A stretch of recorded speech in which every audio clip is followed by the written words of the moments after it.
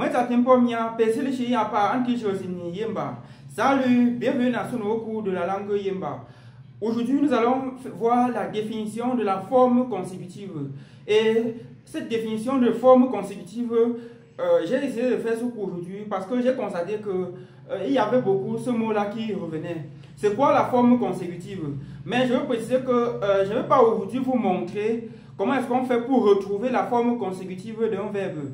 Mais sachez que la forme consécutive est généralement utilisée pour des verbes. C'est rare, vous n'allez pas souvent entendre parler de forme consécutive d'un mot ordinaire. Donc déjà d'office, sachez qu'on ne parlera de forme consécutive dans la langue Yemba que pour les verbes. Et sachez donc quoi, la forme consécutive, l'autre nom de forme consécutive dans la langue Yemba, c'est deuxième forme de l'infinitif.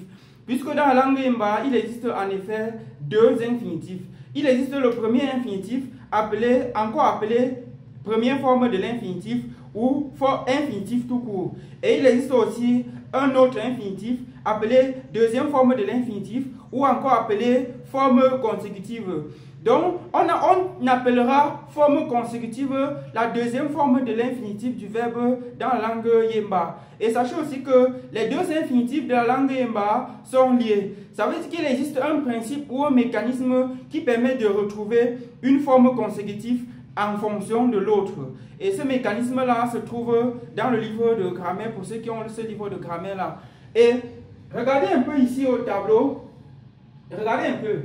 Voici quelques exemples d'infinitifs et de formes consécutives associées. Sachez aussi que chaque verbe dans la langue Yemba possède une première forme de l'infinitif et une deuxième forme de l'infinitif. Autrement dit, chaque verbe dans la langue Yemba possède l'infinitif, comme nous connaissons tous, comme dans les autres langues, mais en plus de posséder l'infinitif, possède aussi une deuxième forme de l'infinitif, encore appelée forme consécutive. Chaque verbe possède cela. Tous les verbes, quel que soit le verbe, ils ont les deux infinitifs. Donc, vous devez connaître cela. Définition, forme consécutive. Comme je vous ai dit, j'ai déjà défini. Voici quelques exemples. Bon, ici, les abréviations, ça c'est la première forme de l'infinitif. J'ai abrégé ça PFI.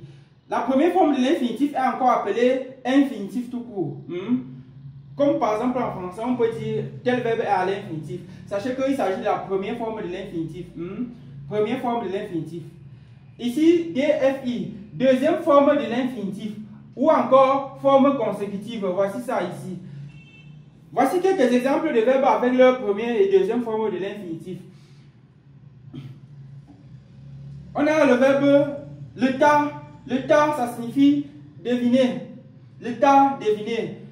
Et à côté de le tas, on aura un tas qui signifie aussi deviner. Sachez aussi que la traduction de toutes ces deux formes de l'infinitif sont équivalentes à la même chose dans toutes les autres langues. Parce que regardez un peu ici. On a dit le tas, ça signifie deviner. Et on a dit un tas qui signifie deviner. Donc le tas, deviner, un tas, deviner. Donc ça et ça ont la même traduction. Bien que l'un soit première forme de l'infinitif et l'autre soit forme consécutive, leur traduction c'est la même chose. Le tas, deviner, un tas, deviner. Le cap, cueillir, un cap, cueillir. Certaines personnes vont se poser la question, pourquoi est-ce qu'on utilise toutes ces deux formes de l'infinitif? Lors des conjugaisons, vous allez voir que toutes ces deux formes de l'infinitif, chacun a sa place. Donc, ce n'est pas comme si l'un est utilisé plus que l'autre. Et sachez aussi que dans la langue Yemba, d'une manière générale, dans une phrase, lorsque le premier verbe sera conjugué, alors le second se mettra automatiquement à l'infinitif. Mais cette fois-là, il y aura les cas où on utilisera cet infinitif-ci ou bien cet infinitif-ci. Donc, les deux ont chacun leur place.